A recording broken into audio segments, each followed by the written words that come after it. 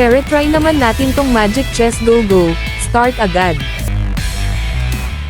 Bali 8 player kada game.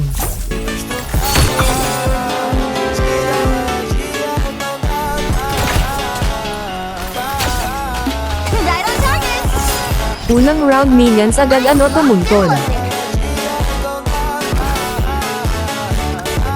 Pagtapos ng round may ibibigay na commander power, basa lang ng konti okay na yan.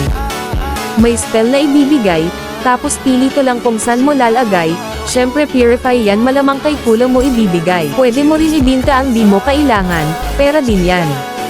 Nakakaipon ka na ng mga item, ikaw na bahala kung kaninong hero ilalagay.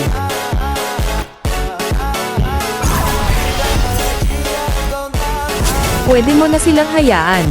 Sila na bahala magsantukan si Paan, magtusukan, magbardagulan, magkumapeyon. Hanggang sa maubos ang kalaban.